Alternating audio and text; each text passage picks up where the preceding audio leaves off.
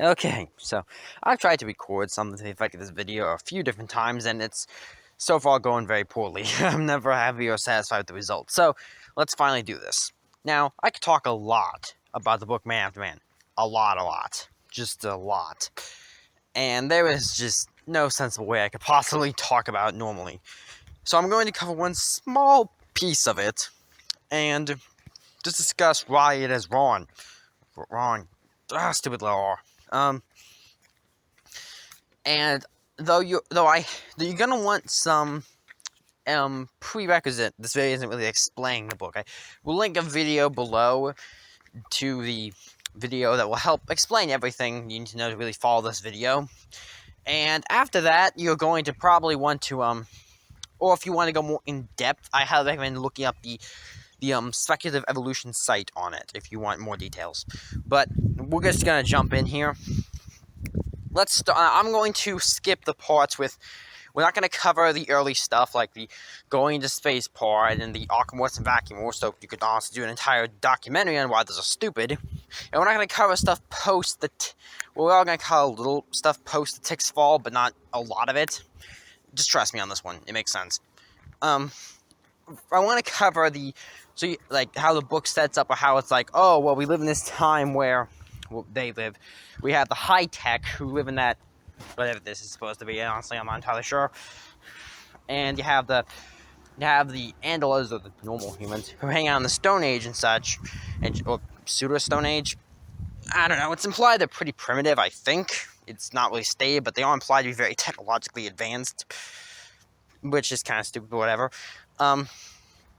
You have those two groups, and the high-tech create the other genetically modified human species, but they also go on to form, they go on and such to kind of become the tick, replace some fleshy bodies.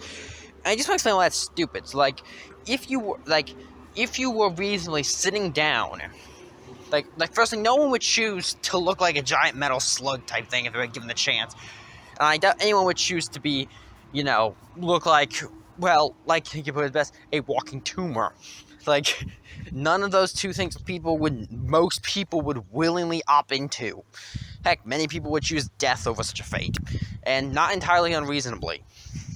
But it does kind of pose the conundrum or situation is why they do it. Now, I could see small groups maybe doing it, but the book overlooks a huge problem.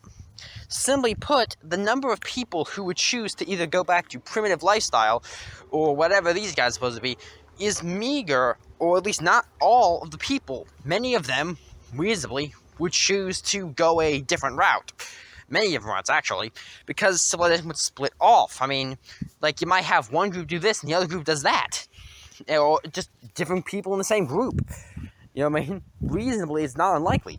If you have the technology to create the high-tech, the tick, genetically modified human species, and all the other things they create in the book, then there's no reason you couldn't do way more minor things.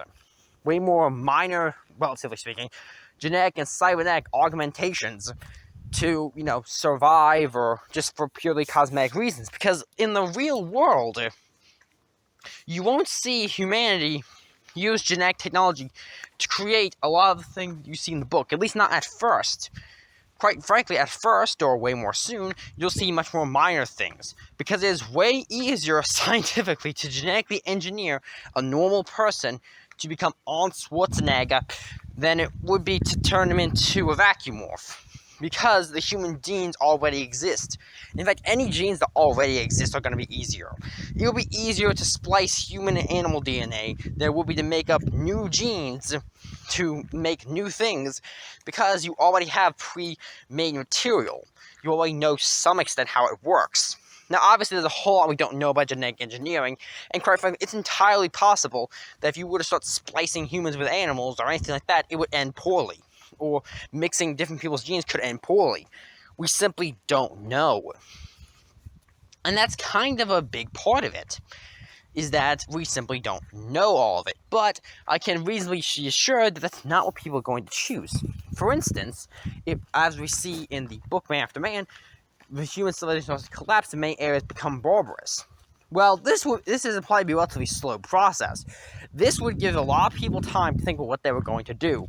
You would see people doing the standard things of prepping, doomsday survival type things.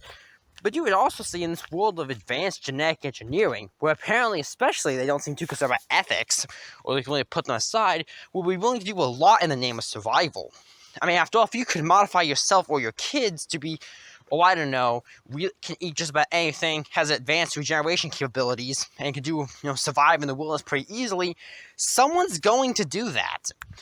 And in the time, especially by the time of the polar magnetism shift, which by the way would never do that much damage, the ozone layer would not completely disappear.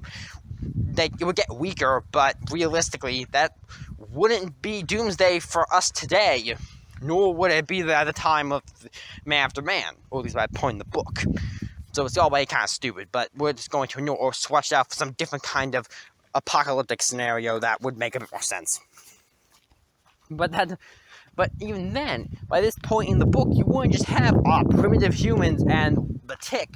You would have a lot of people in between who chose different paths because with this benefits of advanced technology, people would either fulfill practical needs or desires, such as being capable of surviving in the wilderness or in the situation you find yourself in, or B, their more superficial desires. I mean, after all, we make jokes about how people would turn themselves into, Greek gods or animal people, but that is not entirely unreasonable. People already try to do that today. You would just be giving people the means to do so.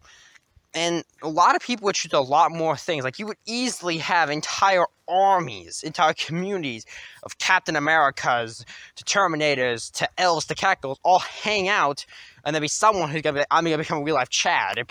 And all these groups would be existing simultaneously alongside the other two. And I'm speaking in realism here. This isn't the book. I'm speaking how reality would play out. And then when the fall happened, there's no logical reason to assume either the tick or the Stone Age humans would die, but other more primitive human species would. That makes no sense. It's borderline nonsensical.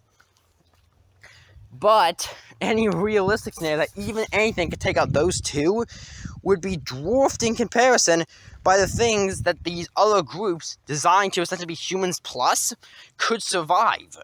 So any situation that would kill the humans off might not kill these guys. And any situation that would let those primitive human species live would let these guys live. Or at least some of them. And even if they lost technology, they would still exist, continue to breed, and pass on their genes, and continue onwards. The world of Man After Man would not logically be filled with primitive animals scrimmaging for survival. It would be, by the point of at least a few hundred years later, it would be filled with many intelligent species descended from mankind, battling over control of territory, resources, and lost technology. It will be far from a return to primitive nature. It would just be the new start. It will be the start of a new age, where different human species battle for control over the earth, battle for what they can take and what they can win.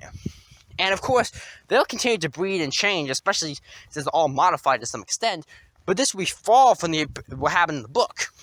And it's also way more realistic. Now, obviously, this isn't a guarantee, especially because the whole setup of Man After Man is pretty stupid to start with. But this is something people have to remember. People in the real world, or in any realistic scenario, aren't going to do crazy stuff like this before they do a lot more sooner crazy things. Perfect example, look around you today. Look at what people try to be. I mean, I know we joke about people acting weird, trying to make those look like they're cats or lizards or something. But in a world where genetic or cybernetic technology is advanced enough, these would happen first. People, and even if you would consider those people somewhat crazy, which I would at least assume a few screws loose, but even then, it would not be unreasonable to assume most people would reasonably choose to be upgraded to some extent. After all, if we could give you, after you have a quick operation, and your fat McDonald's body could step into a pot and come out like you're ready to join Mount Olympus, you're ready to hang out with the Greek boys, then why wouldn't you? Obviously, there could be consequences of this technology. We don't know exactly what advanced genetic modification, especially in a sci-fi sense, would do to humans, especially our minds. But realistically, This is something you would have to take into consideration. People will always choose a more sane option before a crazy option. People will always choose options that make more sense. So that's the problem with all these scenarios. And Book of Man After Man, people always take the drastic options. They never take the sane options.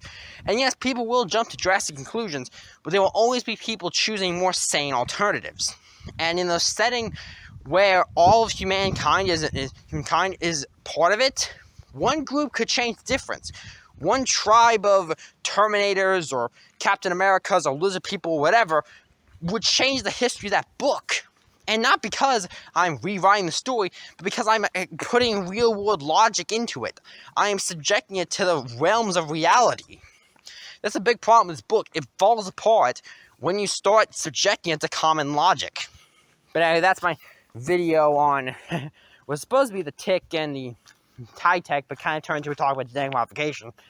It's how you do. Anyway, see you next time.